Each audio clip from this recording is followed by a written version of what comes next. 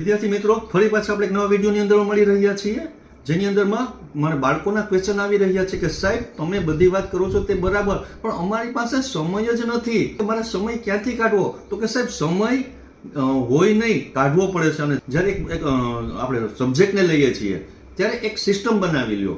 તો કે 1 કલાક, આ એક મેજિક ટ્રીક છે કે 1 કલાક તમે પૂરેપૂરું ભૂલી જાઓ બધું. 1 કલાક જ તમે ખાલી ફોકસ આપો, જે તમને ડિસ્ટ્રેક્શન કરે છે, જે તમને અડચણ આપે છે, આ બધી વસ્તુને દૂર કરો. ખાસ કરીને તમારું ગેજેટ, મોબાઈલ દૂર રાખી અને વાંચવાનું કરો અને 1 જ કલાક રીડ કરો.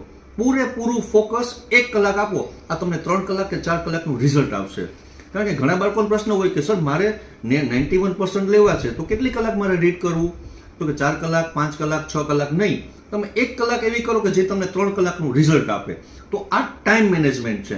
પૂરેપૂરું ફોકસ. 1 કલાક રીડ કર્યા પછી 5 મિનિટની બ્રેક લ્યો.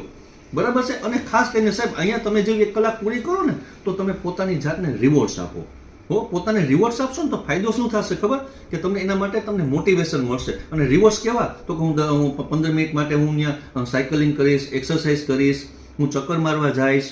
બરાબર છે. તો આવા રિવોર્ડ્સ આપશો તો તમારો ટાઈમિંગ જે 3 કલાક રીડ કરશો ને તે તમને 9 કલાકનું વર્ક્સ આપશે. પણ યાદ રાખજો, 1 કલાકમાં કોઈ જાતનો વિચાર નહીં, ઓનલી ફોર ફોકસ તમારા સબ્જેક્ટનું. ઓકે, તો ફરી પાછા યાદ રાખજો, ફરી પાછા મળીએ.